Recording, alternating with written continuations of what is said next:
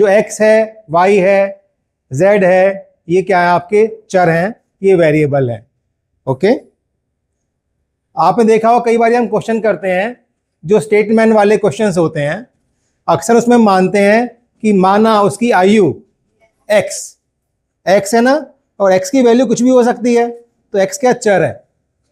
तो यहाँ पर जो हमारा चैप्टर है, यह चैप्टर है दो चर वाले समीकरण, यानी ऐसा समीकरण जिसके अंदर क्या होंगे, दो चर होंगे। सही है बच्चों।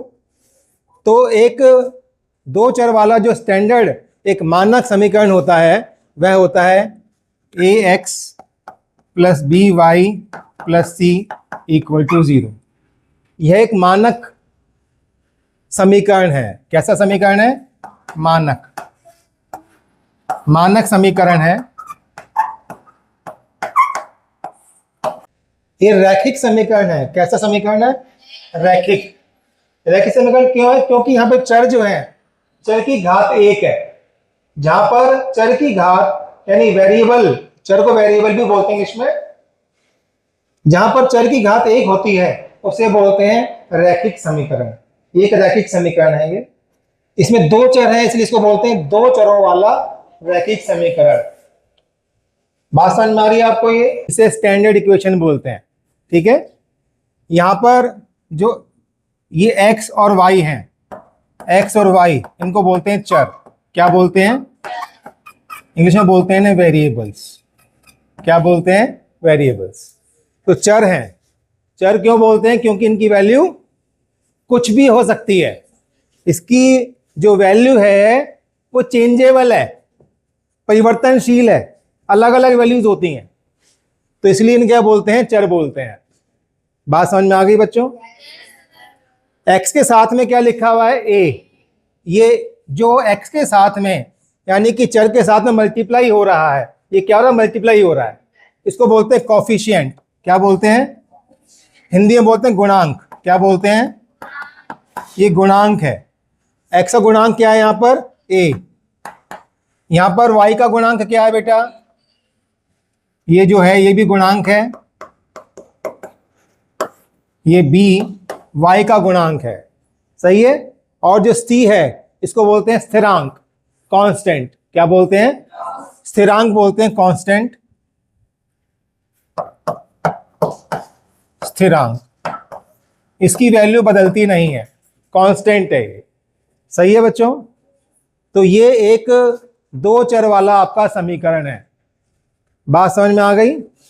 अगर मान लीजिए आपके सामने एक इक्वेशन है, ये इक्वेशन इस प्रकार से है 5x minus 3y minus 7 equal to 0। सही है प्यारे बच्चों। ये जो क्वेश्चन हम कर रहे हैं, इक्वेशन कर रहे हैं, इसकी हेल्प से आप फर्स्ट एक्सरसाइज पूरी अपने आप कर सकते हैं। तो आप ध्यान से समझें इसे। यहां पर आप बताएं, हमें यहां पर ये इक्वेशन दी हुई है और इस इक्वेशन की इससे तुलना करके हमें a और b और c की वैल्यू फाइंड करनी है। हमें क्या करना है? a b c की वैल्यू फाइंड करनी है। तो आप इन दोनों इक्वेशन को कंपेयर करते हैं आपस में, इन दोनों की आपस में तुलना करते हैं। x के साथ, x की जगह x लिखा हुआ है, तो x के साथ में यहाँ क्या लिखा हुआ है? a। तो a क्या हो जाएगा? 5। तो तुलना करने पर हम पाते हैं a की वैल्यू 5 है, b की वैल्यू क्या होगी बताओ? -3। जब भी हम कोई नंबर बोलते हैं तो नंबर में हम हमेशा साइन जरूर बोलते हैं। तो यहां पर आप देखें बेटे, b जो है, b हमारा क्या है? y के साथ b लिखा हुआ है, यहाँ y के साथ लिखा है -3 लिखा हुआ है, तो विद साइन, तो b की वैल्यू क्या हो जाएगी? -3 हो जाएगी। बात समझ में आ रही है? अब c क्या है बेटा? यहाँ c है प्लस c और यहाँ क्या है? -7। तो क्या होगा c की वैल्यू? c की वैल्यू होगी -7। इसको समझने के लिए कोशिश करें, इस रूप में लिख लें। जैसे साइन है, गलती नहीं होगी। ऐसे एक बार लिखकर दिखाता हूं आपको मैं। जैसे इक्वेशन लिखी हुई है, इस इक्वेशन को इसी रूप में लिखता हूं मैं, तो साइन की गड़बड़ी भी हम अवॉइड कर सकते हैं। ठीक है, देखो इसको लिख सकते हैं हम 5x plus -3y plus -7 equal to 0। आप देखें जैसे यहां पर हर एक टर्म जो है प्लस से अलग हो रही है, यहाँ पर भी इसको भी मैंने इस प्लस से अलग कर दिया। सही है बेटे, यहाँ लिखा 5x, प्लस का साइन आ गया, फिर लिखा -3, इसको ब्रैकेट में लिख लिया, y हो गया और प्लस -7। इसको खोलूंगा मैं तो यही आ जाएगा। देखो, क्योंकि दो साइन है यहाँ, प्लस का और माइनस का। जब प्लस और माइनस का साइन इकट्ठे होते हैं तो साइन हमेशा माइनस का ही आएगा। तो -3 आ जाएगा, 5x -3y। यहाँ पर भी दो साइन इकट्ठे तो साइन माइनस का आएगा, तो -7 हो जाएगा। अब तुलना करेंगे, अब गलती बिल्कुल भी नहीं हो सकती। तो a क्या है 5, b क्या है -3, c क्या है। तो इस प्रकार से हम a, b और c निकाल लेते हैं। आई होप आपको समझ में आ गया होगा ये। अब जो है ये इक्वेशन देखें आप, 5x -5x -3y माइनस या इक्वल टू 2, ये इक्वेशन आपको दी हुई है। आपको यहां पर a, b, c ये निकालना है। सही है बच्चों, आप इसको निकालने के लिए सबसे पहले आप लिखें जो आपकी मानक दो चर वाली समीकरण है वो क्या है, वो है ax plus by plus c equal to 0। सही है। अब इस इक्वेशन को इस रूप में चेंज कर लेते हैं, इस रूप में बदल लेते हैं ताकि हमारी गलती ना हो। तो आप देखें ये -5x है, एज इट इज आ गया। यहाँ क्या लिखा हुआ है -3y लिखा हुआ है, और यहाँ पर क्या है प्लस, तो यहाँ लिखते हैं प्लस लिखते हैं, तो ये क्या हो जाएगा, ये क्या हो जाएगा, ये जगह -3y, 2 इधर आकर क्या हो जाएगा माइनस का। जब भी कोई नंबर इक्वल टू के साइन के और मूव करता है, अक्रॉस मूव करता है, तो उसका साइन चेंज हो जाता है। तो क्या आएगा, ये -2 आएगा इक्वल टू 0। लेकिन यहां पर क्या है, ये प्लस का साइन है। हालांकि डायरेक्ट भी निकाल सकते हैं हम, लेकिन यहां पर मैं प्लस लेकर आता हूं। तो इसको दोबारा इस रूप में लिखने की कोशिश करते हैं।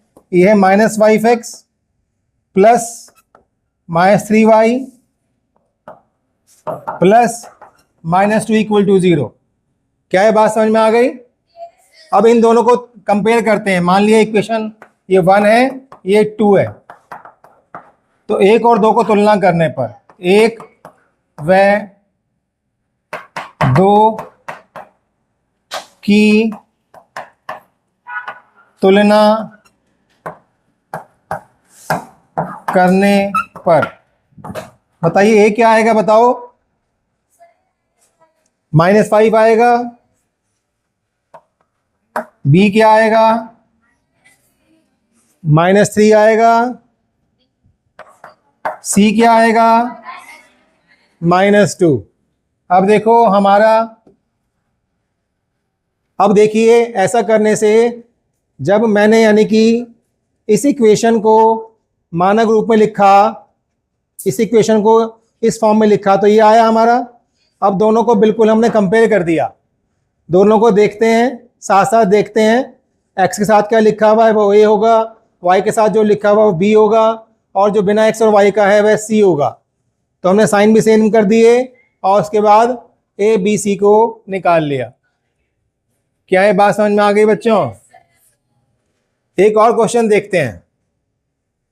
मान लिया आपको दिया हुआ है 2y -5 बराबर 0 के। अब यहां पर देखें बेटे, यहां पर ये इक्वेशन है और आपको यहां पर a b c निकालना है। आप यहां देख रहे हैं इसके अंदर x नहीं है। सही है बच्चों। तो हमारा जो मानक समीकरण है वो क्या है, मानक समीकरण है हमारा ax plus by plus c equal to 0। ये हमारा मानक समीकरण है बेटे। यहां पर आप देखें जब इसे तुलना कर रहे हैं तो यहां पर x तो है ही नहीं, तो x भी होना चाहिए। तो x लिखता हूं, इस इक्वेशन को मैं इस रूप में लिखने का प्रयास करता हूं। सही है बच्चों? देखो यहां पर x नहीं है तो इस इक्वेशन में लिख सकता हूं मैं 0 गुणा में x, 0x लिख सकता हूं मैं, क्योंकि 0 गुणा में x तो 0 होता है। तो 0x जमा में 2y जमा में घटा 5 बराबर 0। इस इक्वेशन को क्या इस फॉर्म में लिख सकता हूं मैं? क्योंकि आपने क्या करा, ये 2y माइनस 5 है, किसी भी संख्या में 0 ऐड कर दो या घटा दो, उससे कोई फर्क नहीं पड़ता। तो इसलिए क्या करा हमने, यहाँ पर 0 लिख दिया और 0 के साथ x भी लिख दिया मल्टीप्लाई में। तो 0x 0 ही होता है बेटे। तो इस इक्वेशन को इस रूप में हम लिख सकते हैं। अब तुलना करते हैं। मान लिया इक्वेशन हमारी 1 है, ये इक्वेशन 2 है, तो 1 व 2 की तुलना करने पर a क्या आएगा बताओ? 0 आएगा, b क्या आएगा? 2 आएगा, c क्या आएगा? -5। बात समझ में आ गई? तो अगर आपको ये बात समझ में आ गई तो ये जो चैप्टर हमारा 4 है, तो आपको एक्सरसाइज 4.1 एज ए होमवर्क करनी है। तो होमवर्क क्या है आपका? होमवर्क है आपका एक्सरसाइज 4.1। उसमें कोई क्वेश्चन नहीं आता तो आप मेरे से पूछ सकते हैं, ठीक है? एक्सरसाइज 4.1 फर्स्ट क्वेश्चन देखें। ये एक स्टेटमेंट आपको दी हुई है। यहां पर जो स्टेटमेंट यानी कथन दिया हुआ है, इसको हमें एक 2 चर वाले समीकरण में लिखना है। क्वेश्चन कहता है आपको कि एक नोटबुक की कीमत एक कलम की कीमत से 2 गुनी है। एक सिंपल सी स्टेटमेंट दी हुई है कि एक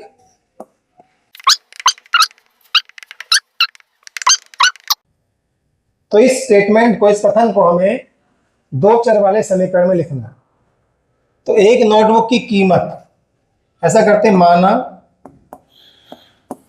एक नोटबुक की कीमत x रुपए मान लेते हैं। सही है बच्चों? और जो कलम है, और कलम की कीमत मान लेते हैं y रुपए। सही है बच्चों? अब ये क्या कह रहा है? कह रहा है नोटबुक की कीमत यानी x जो है वह किसके बराबर है? एक कलम की 2 गुनी है। यह कीमत कितनी गुनी है? 2 गुनी, इसकी 2 गुनी, यानी कि x बराबर है 2y। बात समझ में आ गया? ये है नोटबुक की कीमत। नोटबुक की कीमत कलम की कीमत की 2 गुनी है। तो इसको हम पढ़ेंगे तो ये चीज आ जाएगी, इसको पढ़ेंगे तो ये लिखेंगे हम। तो इस प्रकार से स्टेटमेंट को हमने इस रूप में परिवर्तित कर दिया। यह हमारा क्या है? यह 2 चर वाला एक समीकरण है। इसको मानक रूप में लिखने की कोशिश करते हैं। इस 2y को इधर लेकर आऊंगा मैं। जब भी आपको मालूम है इक्वल टू का साइन है, जब भी कोई नंबर, कोई पद, कोई टर्म मूव करती है लेफ्ट में राइट में, तो उसका साइन चेंज हो जाता है। तो क्या हो जाएगा बच्चों? ये हो जाएगा x माइनस 2y बराबर 0। तो दिस इज द आंसर कि ये जो है इसका एक 2 चर वाला निरूपण है। यानी इस स्टेटमेंट को हमने एक 2 चर वाले समीकरण में परिवर्तित कर दिया।